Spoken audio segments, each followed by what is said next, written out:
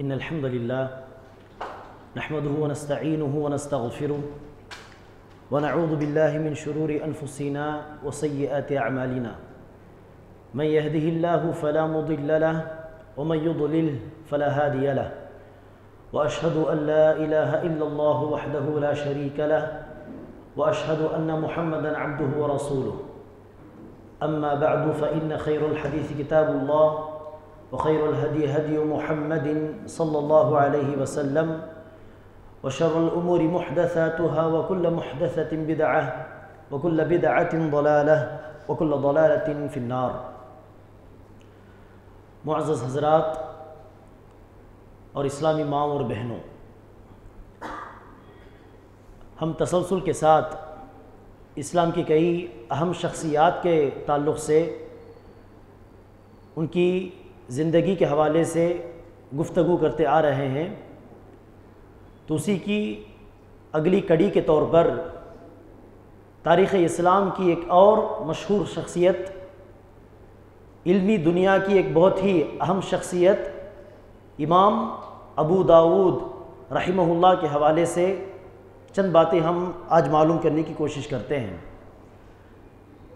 امام ابو داؤد رحمہ اللہ کی کتاب بھی کتب احادیث میں 6 مشہور کتابوں میں سے ایک کتاب کے طور پر شامل ہوتی ہے، سنن ابی داؤد۔ امام ابو داؤد رحمہ اللہ کا نام تھا سلیمان بن اشعث السجستانی۔ سجستان میں ان کی پیدائش ہوئی ہجری 202 میں۔ سجستان اس کا ایک حصہ ایران میں اور ایک حصہ افغانستان میں پڑتا ہے، تو اس علاقے میں سجستان میں ان کی پیدائش ہوئی ہجری 202۔ انہوں نے بھی دیگر محدثین کی طرح سجستان سے نکل کر، ایران یا افغانستان سے نکل کر کئی علاقوں کا سفر کیا، بہت سارے علماء سے ملاقات کی، کئی محدثین سے فیض حاصل کیا، احادیث ان سے طلب کی، احادیث لکھا، تو بچپن ہی سے دیگر تمام محدثین کی طرح علم کے لیے سفر کرتے چلے گئے۔ ان کے تعلق سے کہا جاتا ہے کہ یہ شام، مصر، جزیرہ عرب، عراق اور خراسان کے بہت سارے علاقوں میں گھوم پھر کر اہل علم سے انہوں نے ملاقات کی اور احادیث کو جمع کیا۔ امام ابو داؤد رحمہ اللہ عقیدے کے اعتبار سے، منہج کے اعتبار سے اہل سنت والجماعت کے دیگر تمام محدثین کی طرح، سلف صالحین کی طرح صحیح العقیدہ اور صحیح المنہج علماء میں سے ان کا شمار ہوتا ہے۔ اس کی ایک چھوٹی سی مثال، ابو داؤد رحمہ اللہ بھی محدثین میں سے بعض محدثین نے ہی صرف راویوں پر کلام کیا۔ محدثین بہت سارے ہیں، لیکن راویوں پر، حدیث روایت کرنے والے راویوں پر کلام کرنے کا مطلب کون سا راوی قابل اعتبار ہے، کون سا راوی اعتبار کے قابل نہیں، کس راوی کی حدیث کو قبول کیا جا سکتا ہے، کس راوی کی حدیث کو چھوڑ دینا چاہیے، لکھنا نہیں چاہیے، کس راوی کا حافظہ بہت زبردست ہے اور کس راوی کے حافظے میں کمزوری ہے، اور کون سا راوی دین کے اعتبار سے، دیانت داری، امانت داری کے اعتبار سے ثقہ ہے، بھروسے کے قابل ہے اور کون نہیں، تو اس کو راویوں پر کلام کرنا، جرح و تعدیل کرنا کہا جاتا ہے۔ جرح کا مطلب ہے راویوں کی کمزوریوں کو بیان کرنا، راویوں کی کمیوں کو اجاگر کرنا، اور تعدیل کا مطلب ہے راویوں کو ثقہ بتلانا، راویوں کی تعریف کرنا، اگر سمجھ میں آنے والی زبان میں اگر کہنا ہو، راویوں کی تعریف کرنا۔ جرح کا مطلب ہے راویوں کی کمیاں بیان کرنا۔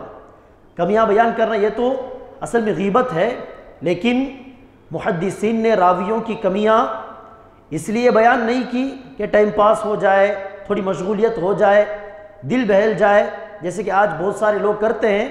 4 لوگ جمع ہو گئے تو غیبت کرنا شروع، چغلی کرنا شروع، تو اس مقصد کے ساتھ نہیں، بلکہ راویوں پر کلام اس لیے کیا تاکہ راویوں کو ہم پہچانیں اور بھروسہ مند لوگوں سے حدیثیں قبول کریں، اور ناقابل بھروسہ راویوں کے حدیثوں کو ہم چھوڑ دیں۔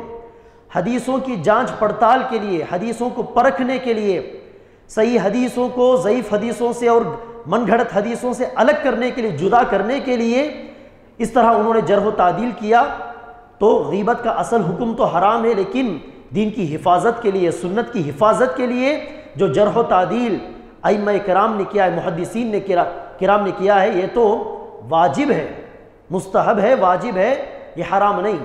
تو اس طرح جرح و تعدیل کرنے والے علماء محدثین میں سے بھی بعض محدثین ہوتے ہیں جو جرح و تعدیل کرتے ہیں، جیسے کہ یحییٰ بن معین، احمد بن حنبل، ابو زرع الرازی، ابو حاتم الرازی، امام بخاری رحمہ اللہ، دارقطنی رحمہ اللہ، امام ترمذی رحمہ اللہ۔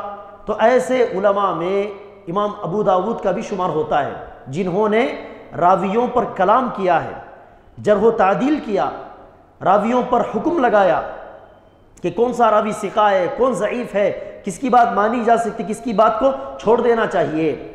اب ان محدثین کو 3 حصوں میں بانٹا جاتا ہے عام طور پر۔ ایک علمی بات ہے، میں نے چاہا کہ وہ بھی آپ کو بتا دوں، ورنہ اصل مقصد تو ان تمام باتوں کے پیچھے ایک دوسری بات ہے اصل میں۔ تو محدثین کو 3 حصوں میں بانٹا جاتا ہے۔ ایک ہے متشددین، جو راویوں پر کلام کرنے میں سخت مزاج کے ہیں۔ سخت مزاج کا مطلب کیا؟ چھوٹی سی بھی غلطی نظر آ گئی، کہتے ہیں کہ اس راوی کی حدیثوں کو لینا نہیں چاہیے۔ چھوٹی سی غلطی کی بنیاد پر راویوں کو چھوڑ دینا، راویوں پر جرح کر دینا، اس کو متشدد محدثین کا طریقہ بتایا جاتا ہے۔ اب اس کے بالمقابل متساہل محدثین، متساہل کا مطلب راویوں پر جرح کرنے میں، تعدیل کرنے میں لاپرواہی، خاص طور پر تعدیل کرنے میں لاپرواہی، تھوڑا تساہل برتنا، تھوڑی سی لاپرواہی برتنا، یعنی ایسی کوئی کمی راوی کے پاس موجود رہے گی کہ جس کی بنیاد پر اس پر جرح کرنا چاہیے تھا، لیکن پھر بھی یہ متساہل محدثین کیا کریں گے؟ نظر انداز کر دیں گے، کہیں گے کہ یہ بھروسہ مند راوی ہے، اس کی حدیثوں کو ہم آرام سے لکھ سکتے ہیں، یہ قابل اعتبار ہے، جرح کرنا چاہیے تھا لیکن پھر بھی جرح نہیں کیا۔ متشدد وہ جو چھوٹی چھوٹی چیزوں کی بنیاد پر جرح کر دینے والے۔ ان دونوں محدثین کے درمیان وہ محدثین آتے ہیں جن کو منصفین کہا جاتا ہے، یا کہ معتدلین کہا جاتا ہے۔ یہ محدثین وہ ہیں جو معقول اسباب کی بنیاد پر جرح کریں گے اور اسی طرح پوری تحقیق کے ساتھ تعدیل بھی کریں گے۔ تو امام ابو داود کا شمار معتدلین میں سے ہوتا ہے۔ امام بخاری، امام احمد بن حنبل، امام ابو حاتم الرازی، یہ تمام علماء معتدلین میں سے آتے ہیں، منصفین میں سے آتے ہیں۔ یحییٰ بن معین، امام نسائی رحمہ اللہ اور ابو زرع الرازی، ایسے علماء متشددین میں سے آتے ہیں۔ اور امام ترمذی، ابن حبان جیسے چند علماء متساہلین میں سے آتے ہیں۔ اگر متشدد محدث کسی کے بارے میں تعریف کر دے تو اس کا مطلب کیا؟ ان کے تعدیل کو، ان کی تعریف کو لازم پکڑ لو، مضبوطی سے تھام لو، کیونکہ ان کی زبان سے تعریف سننا کوئی معمولی بات نہیں۔ اگر تعریف کر دیں تو بندہ واقعی معنوں میں بہت اونچے مرتبے میں ہے روایت کے اندر۔ یہ فائدہ ہوتا ہے اس طرح بانٹنے کا۔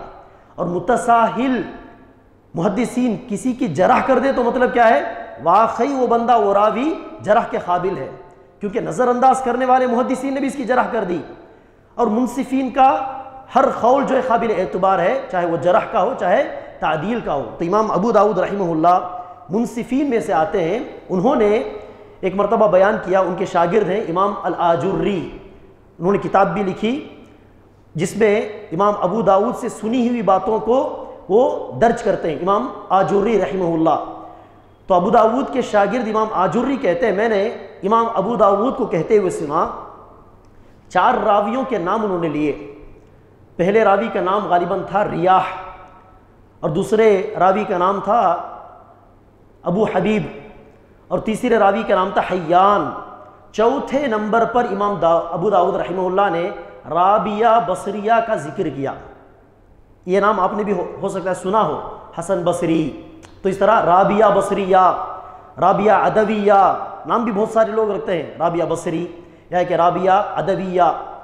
یہ بہت مشہور خاتون تھیں، ان کا نام بہت سارے لوگ عقیدت کے ساتھ، جس طرح ہم صحابہ کے نام، انبیاء کرام کے نام عقیدت کے ساتھ رکھتے ہیں، محبت کے ساتھ رکھتے ہیں، تو اس طرح بہت سارے لوگوں کو میں نے دیکھا کہ محبت اور عقیدت کے ساتھ اس خاتون کا نام رکھتے ہیں، رابعہ بصریہ، رابعہ ادویہ۔ تو امام ابو داؤد نے 4 لوگوں کا نام ذکر کیا، چوتھے نمبر پر رابعہ کا مطلب ہے چوتھی، رابعہ کا نام ذکر کیا اور کہا کہ رابعتہم فی الزندقہ، یہ چوتھی عورت جو ہے خاتون ہے یہ زندیق قسم کی عورت تھیں۔ زندیق کا مطلب ایک ہے منافق اور ایک مطلب ہے وہ لوگ جو اسلام کی صحیح شکل کو بگاڑ کر لوگوں کے سامنے پیش کرتے ہیں۔ اسلام کو اس کی صحیح شکل میں پیش کرنے کے بجائے عقیدے کو، صحیح عقیدے کو، صاف و شفاف عقیدے کو وہ جیسا قرآن و حدیث کے اندر بیان ہوا ہے ویسے ہی بیان کرنے کے بجائے اسے بدلا کر بیان کرنا، اسلام کی شکل و صورت کو مسخ کر کے لوگوں کے سامنے پیش کرنا، یہ زندیقوں کا کام ہوا کرتا تھا، جس میں بہت سارے صوفیاء اور قرامطہ ایک گروہ تھا۔ یہ ایسے لوگ زندیق کے قبیل میں سے آتے ہیں۔ تو امام ابو داود رحمہ اللہ نے اس خاتون کو زندیق قرار دیا، اور اس خاتون کے تعلق سے امام ذہبی رحمہ اللہ لکھتے ہیں، امام ذہبی امام ابن تیمیہ کے شاگردوں میں سے آتے ہیں، وہ کہتے ہیں کہ یہ عورت جس کے تعلق سے امام ابو داود نے جرح کیا اور کہا کہ یہ زندیق قسم کی عورت ہے، اس عورت کا تعلق، اس خاتون کا تعلق کانت من زہاد المبتدعۃ من الکوفہ، کفہ کے بدعتی زاہدوں میں سے ہوتا ہے۔ کفہ کے بدعتی زاہد کا مطلب ہے خوارج کے ذہنیت والی خاتون، تصوف سے تعلق رکھنے والی خاتون، تصوف کا، خوارج کا تعلق کفہ سے عام طور پر۔ تو اس طرح دیکھیے تصوف کے ساتھ تعلق رکھنے والی خاتون کا، خوارجی ذہنیت رکھنے والی خاتون کا جرح کیا امام ابو داود رحمہ اللہ نے، بیان کیا۔ تو اس سے پتہ چلا کہ امام ابو داود رحمہ اللہ ان بدعتی ذہنیتوں سے بالکل بالا تر تھے، اور ایسے لوگوں کو نشاندہی کر کے وہ جرح بھی کیا کرتے تھے، تاکہ لوگ ان کے ظاہری وضع خطا سے، ان کی عبادت کو دیکھ کر، ان کے عبادت کے اندر ان کی کوششوں کے اجتہاد کو دیکھ کر کہیں دھوکے میں نہ آ جائیں، ان سے لوگ ہوشیار رہیں اور دور رہیں، ان کی حدیثوں کو قبول نہ کریں۔ تو امام ابو داود رحمہ اللہ سلف کے عقیدے پر تھے، سلف کے منہج پر تھے۔ امام ابو داود رحمہ اللہ کے تعلق سے علماء کے چند اقوال میں یہاں پر نقل کرنا چاہوں گا۔ سب سے پہلا قول ہے ابو بکر الخلال رحمہ اللہ، وہ کہتے ہیں ابو داود السجستانی الامام المقدم فی زمانہ، ابو داود رحمہ اللہ اپنے زمانے کے بالکل بڑے بڑے علماء میں سے ان کا شمار ہوتا ہے، بڑے بڑے محدثین میں سے ان کا شمار ہوتا ہے، خاص طور پر بتخریج العلوم، احادیث کی تخریج میں اور علوم کو نکال کر لوگوں کے سامنے منظر عام پر کتاب کی شکل میں لانا، ان تمام چیزوں میں گویا کہ امام ابو داود رحمہ اللہ امام شمار ہوتے تھے۔ موسیٰ بن ہارون ایک عالم دین، وہ کہتے ہیں ما رأیت افضل من ابی داود، میں نے اس زمانے میں ابو داود سے بہتر کسی عالم کو نہیں دیکھا، یعنی انہوں نے اپنی آنکھوں سے نہیں دیکھا، ہاں ان سے بڑے بڑے علماء احمد بن حنبل جیسے علماء رہا کرتے تھے، لیکن موسیٰ بن ہارون کی نگاہ میں اور ان کی نگاہوں نے جن علماء کو دیکھا وہ اپنے بارے میں بیان کر رہے ہیں کہ میں نے اپنی آنکھوں سے ابو داود سے بہتر اور افضل عالم نہیں دیکھا۔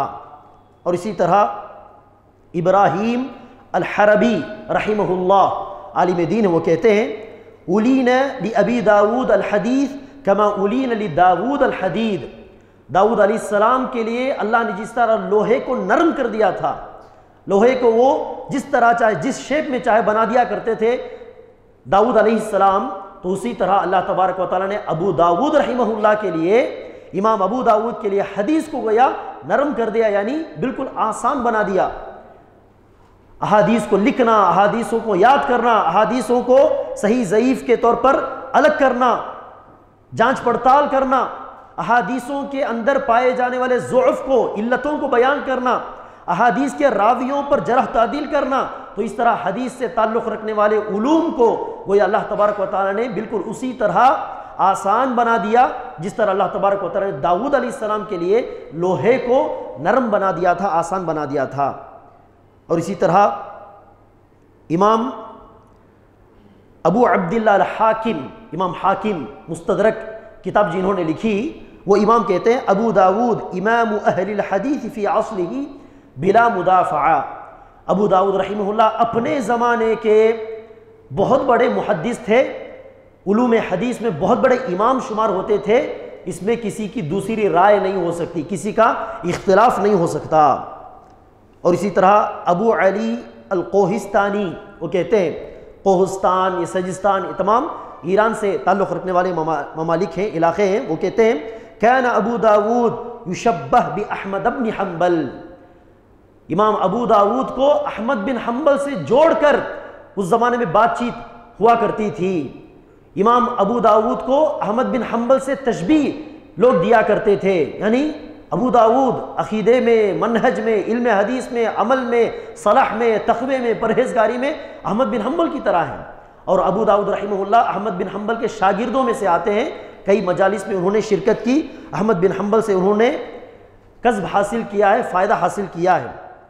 امام ابو داود رحمہ اللہ کے حوالے سے امام نووی رحمہ اللہ بیان کرتے ہیں ينبغي للمشتغل بالفقه وغيره الاعتبار بسنن ابی داود، فقہ سے، حدیث سے تعلق رکھنے والے ایک طالب علم کے لیے ضروری ہے کہ وہ سنن ابی داود کو لازم پکڑے، سنن ابی داود اس کتاب کا زیادہ سے زیادہ وہ مطالعہ کرے، اہتمام کرے۔ کیوں؟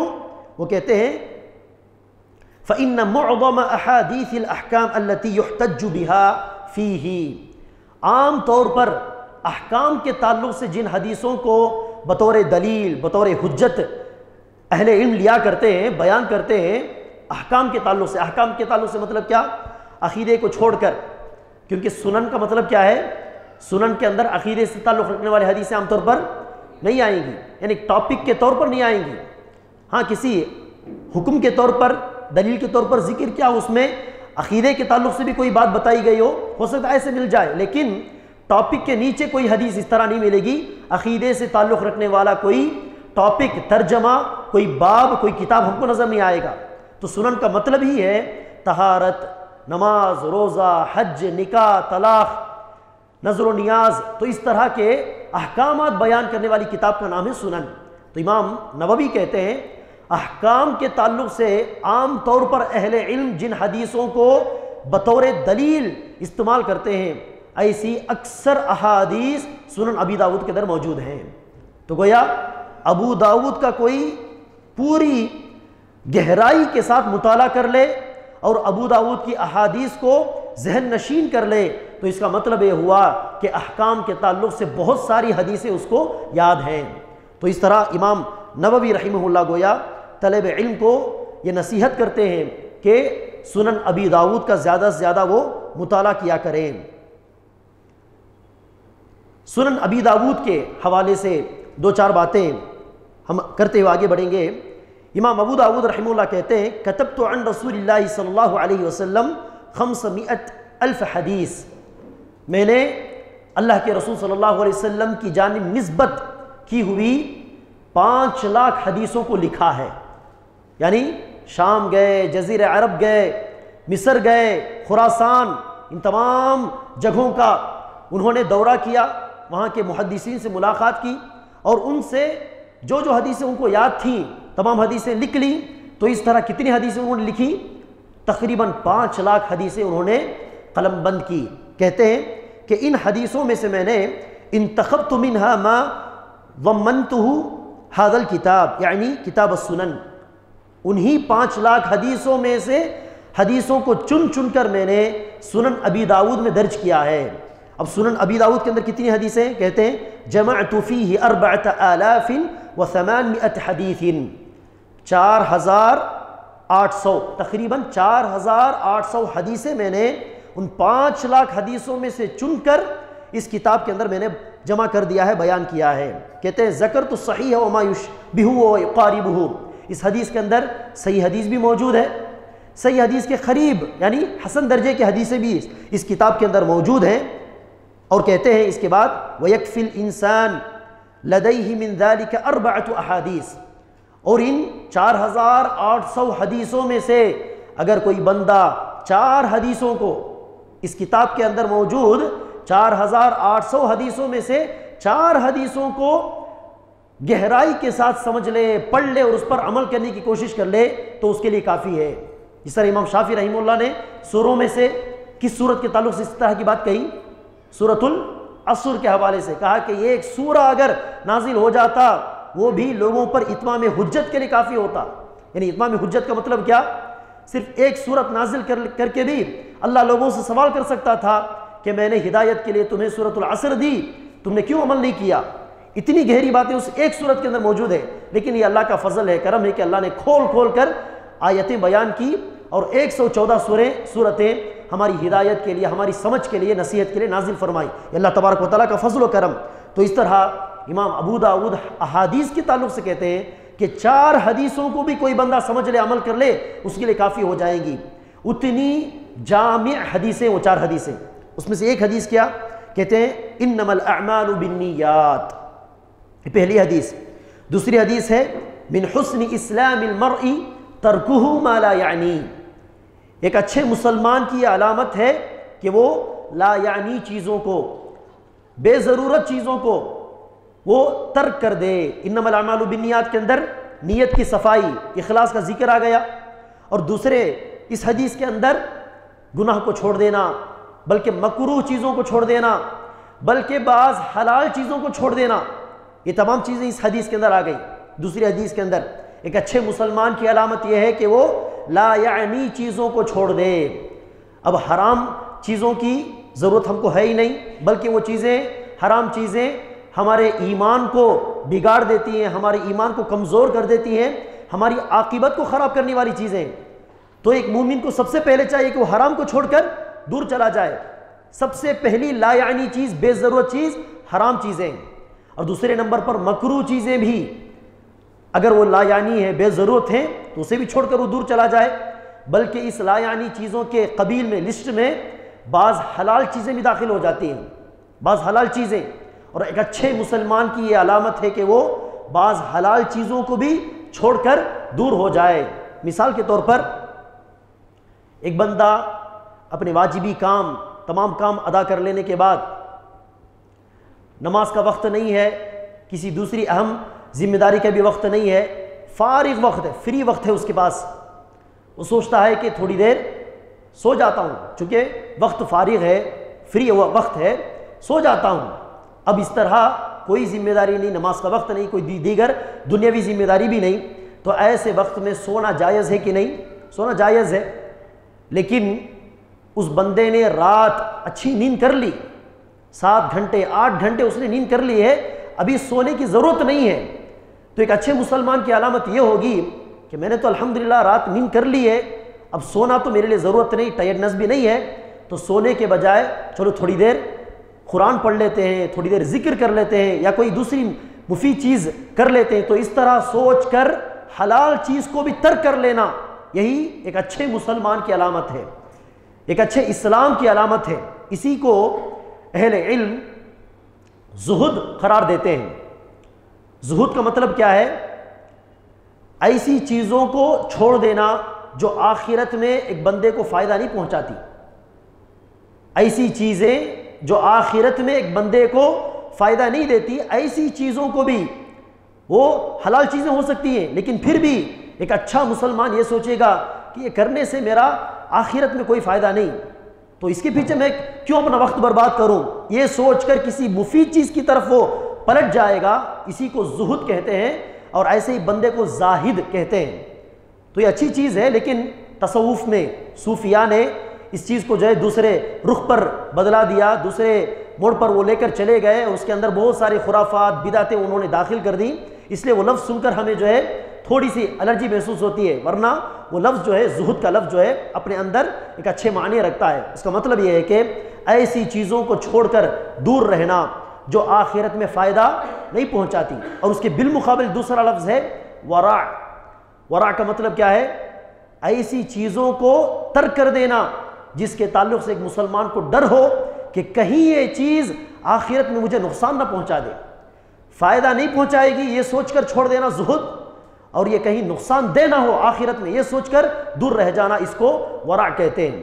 تو بعض حلال چیزوں کو یہ سوچ کر چھوڑ دینا چاہیے کہ یہ میرے لیے کوئی فائدہ مند چیز نہیں آخرت کے اندر، اور بعض حلال چیزوں کو یہ سوچ کر چھوڑ دینا چاہیے کہ کہیں یہ میرے لیے نقصان دہ نہ ہو جائے. یہ دونوں چیزیں ایک اچھے سچے پکے مسلمان کی علامت ہیں۔ تو دوسری حدیث انہوں نے بیان کی کہ من حسن اسلام المرء ترکہ ما لا یعنی، تو اس حدیث کے اندر اتنے بہت سارے معنی مضمر ہیں۔ تیسری حدیث ہے، وہ کہتے ہیں لا یکون المؤمن مؤمنا حتی یرضى لأخیہ ما یرضى لنفسہ۔ دوسری مشہور حدیث کے دیگر الفاظ ہیں لا یؤمن احدکم حتی یحب لأخیہ ما یحب لنفسہ، تم میں سے کوئی بندہ اس وقت تک سچا مومن نہیں ہو سکتا، ایک کامل مومن نہیں ہو سکتا جب تک کہ وہ اپنے بھائی کے لیے وہی چیز پسند نہ کرے جو وہ خود اپنے لیے اپنے نفس کے لیے پسند کرتا ہے۔ تو اس حدیث کے اندر بھی بہت ساری چیزیں، بہت سارے احکام، بہت سارے اخلاق، آداب داخل ہو جائیں گے۔ چوتھی حدیث امام ابو داؤد کہتے ہیں الحلال بین والحرام بین وبینہما امور مشتبہات۔ نعمان بن بشیر رحمہ رضی اللہ عنہ کی روایت کردہ حدیث ہے، اللہ کے رسول صلی اللہ علیہ وسلم نے بیان کیا کہ حلال واضح ہے، یعنی بہت ساری حلال چیزیں لوگوں کو پتہ ہے کہ وہ حلال ہے، اس میں کسی کو شک نہیں، اس کا حلال ہونا بالکل کلیئر ہے، جیسے کہ ترکاریاں، فروٹس، اور اسی طرح گائے کا گوشت، بکرے کا گوشت، اونٹ کا گوشت، اور حرکات و سکنات میں بہت ساری چیزیں حلال ہیں، اس میں کسی کو شک نہیں، وہ بالکل کلیئر ہے۔ اور اسی طرح والحرام بین، حرام بھی بالکل واضح ہے، یعنی بہت ساری حرام چیزیں حرام ہیں، یہ سب کو پتہ ہے، بالکل کلیئر ہے، اس میں کسی کو شک نہیں۔ جس طرح زنا کرنا حرام ہے، سود خوری حرام ہے، جھوٹ بولنا حرام ہے، خون کرنا حرام ہے، اسی طرح خنزیر کا گوشت کھانا حرام ہے، فلاں کا گوشت کھانا حرام ہے، فلاں چیز حرام، اس طرح بہت ساری حرام چیزیں لوگوں کو پتہ ہے کہ وہ حرام ہے۔ اب ان دونوں چیزوں کے درمیان، یعنی بہت سارے حلال اور بہت ساری حرام چیزوں کے درمیان بعض چیزیں کیسے ہیں؟ مشتبہ ہیں، مشتبہات، اس کا حلال یا حرام ہونا کئی لوگوں کو سمجھ میں نہیں آئے گا۔ اللہ کے رسول نے کہا لا یعلمها کثیر من الناس، بہت سارے لوگوں کو اس کا حکم معلوم نہیں ہوگا۔ اس کا مطلب یہ نہیں کہ کسی کو نہیں معلوم، بہت سارے لوگوں کو نہیں معلوم، لیکن بہت سارے علماء کو معلوم ہے، پتہ ہے۔ عوام الناس کو ہو سکتا ہے اس میں شبہ ہو، یہ حلال ہے کہ حرام ہے، لیز کے لیے گھر جو ہے لیز کی بنیاد پر جانا حرام ہے کہ حلال ہے، EMI حرام ہے کہ حلال ہے، لوگوں کو ہو سکتا ہے شک و شبہ ہو، لیکن علماء کو اس کا حکم معلوم ہوگا۔ تو اس طرح مشتبہ چیزیں ہوگی۔ اللہ کے رسول صلی اللہ علیہ وسلم نے کہا کہ اچھے مسلمان کی علامت یہ ہے کہ وہ مشتبہ چیزوں کو بھی چھوڑ کر دور رہ جائے، اسی میں اس کے عزت و آبرو کی بھی سلامتی ہے اور اس کے ایمان کی بھی سلامتی ہے، دین کی بھی سلامتی ہے۔ آگے اللہ کے رسول نے اس کی ایک مثال بھی بیان کی۔ تو یہ چار چیزیں کہتے ہیں، چار حدیثیں، اگر ان چار حدیثوں پر بھی کوئی مسلمان عمل کر لے اس کے لیے وہ کافی ہے۔ تو اس طرح امام ابو داؤد رحمہ اللہ نے بہت بڑے ذخیرے احادیث سے چن کر بعض حدیثیں، 4800 حدیثیں اپنی کتاب کے اندر بیان کیا، اور تمام حدیثیں احکام سے تعلق رکھنے والی بہت اہم احادیث ہیں۔ اسی لیے بعض علماء نے یہ بھی کہا کہ کسی کے پاس قرآن ہو اور احادیث، کتب احادیث میں سے سنن ابی داؤد ہو، اس کے لیے وہ کافی ہے۔ تو اس طرح صحیح بخاری کے حوالے سے بھی اہل علم نے کہا، کسی نے صحیح مسلم کے تعلق سے بھی کہا، وہ ان علماء کے رائے کے مطابق ان کی نظر میں وہ بہتر کتاب شمار ہوگی۔ تو اس طرح سنن ابی داؤد ایک بہت ہی اہم کتاب ہے۔ امام ابو داؤد رحمہ اللہ بہت ہی دیانتدار محدث تھے، اور راویوں کے حوالے سے رائے بیان کرتے ہوئے، جرح و تعدیل کرتے ہوئے، منصفین، جیسے ہم نے کہا منصفین میں سے ان کا شمار ہوتا ہے، معتدلین میں سے ان کا شمار ہوتا ہے۔ اس کی ایک بہت بڑی مثال، ایک بہت بڑی علامت یہ ہے کہ انہوں نے خود اپنے بیٹے، ان کا نام تھا ابو بکر بن ابی داؤد، وہ بھی بہت بڑے محدث تھے، لیکن ایک مسئلے میں انہوں نے لوگوں سے قضا طلب کی، یعنی مرتبہ جج کی پوسٹنگ لوگوں سے طلب کی، امیروں سے یہ پوسٹنگ انہوں نے مانگی، کہ جس کی وجہ سے ابو داؤد رحمہ اللہ اپنے بیٹے پر غصہ ہو گئے، بیٹے سے خفا ہو گئے۔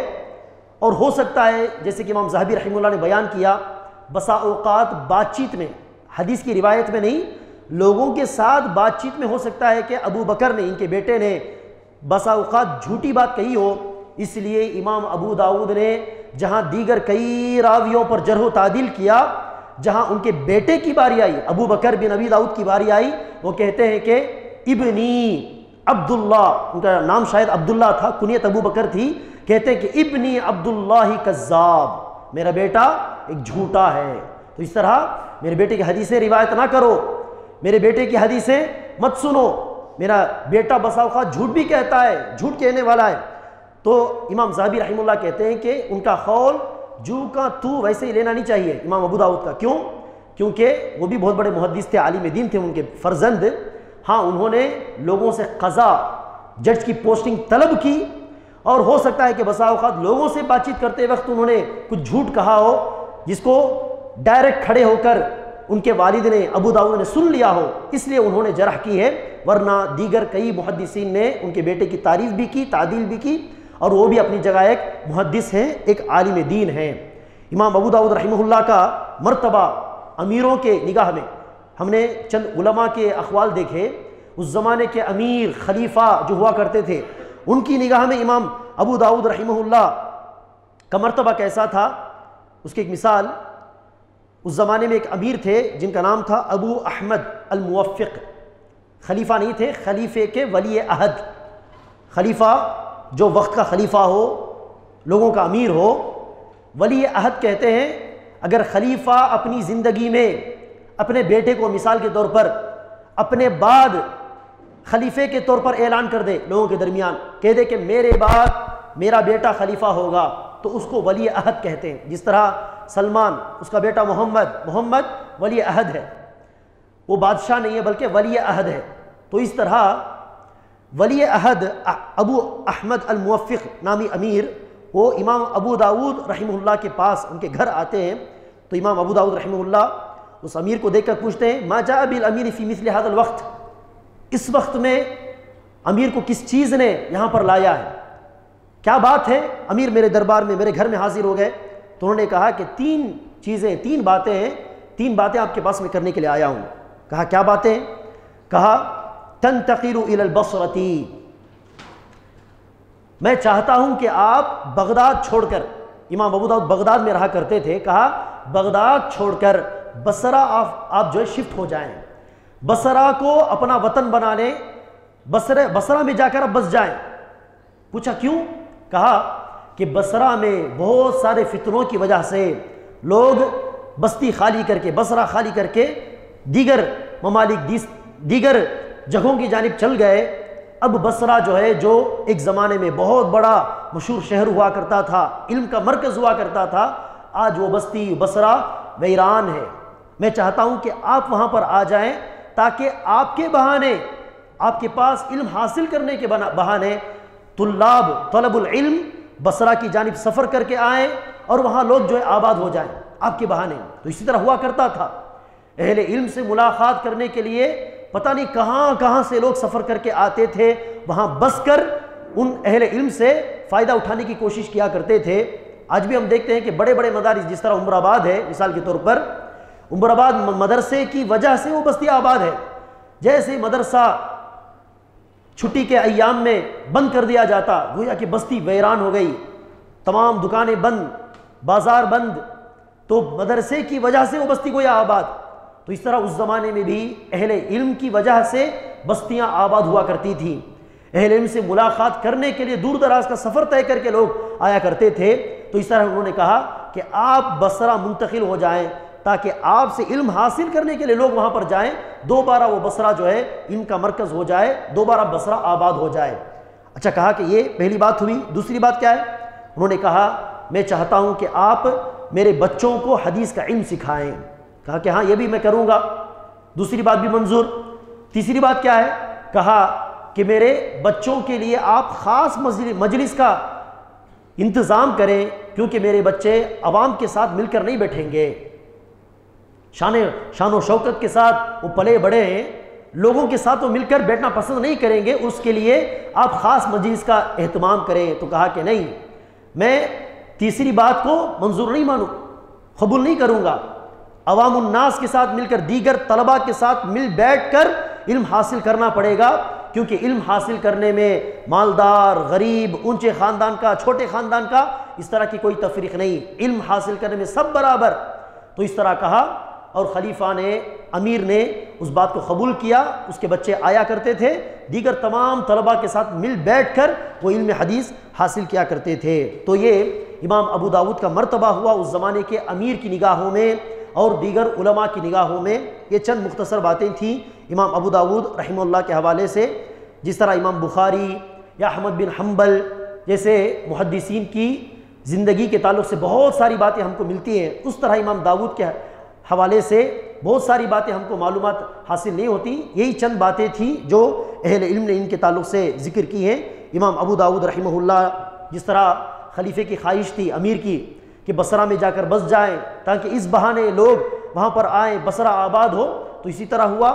امام ابو داود اپنی آخری ایام میں، زندگی کے آخری ایام میں بصرہ ہی میں رہا کرتے تھے، تو وہیں رہتے ہوئے 270 پر 5 ہجری میں بصرہ میں امام ابو داود رحمہ اللہ کا انتقال ہوا، اور جہاں پر سفیان الثوری رحمہ اللہ جو ان سے پہلے گزر چکے تھے، جہاں پر سفیان الثوری کو دفن کیا گیا، وہیں بغل میں امام ابو داود رحمہ اللہ کا بھی قبر موجود ہے، وہیں پر ان کو بھی دفن کیا گیا تھا۔ اللہ تبارک و تعالیٰ سے دعا ہے کہ اللہ تبارک و تعالیٰ ہم تمام کو محدثین کرام، دیگر علماء، صحابہ کرام، ان کی زندگیاں زیادہ سے زیادہ پڑھنے کی اور احسان کے کاموں میں، نیکی کے کاموں میں، سلف صالحین کی پیروی کرنے کے اللہ تبارک و تعالیٰ ہم سب تمام کو توفیق عطا فرمائے، اور علماء محدثین کے ذخیرہ علم سے خوب فائدہ حاصل کرنے کی توفیق عطا فرمائے، آمین۔ وآخر دعوانا الحمدللہ رب العالمین۔ السلام علیکم ورحمۃ اللہ وبرکاتہ۔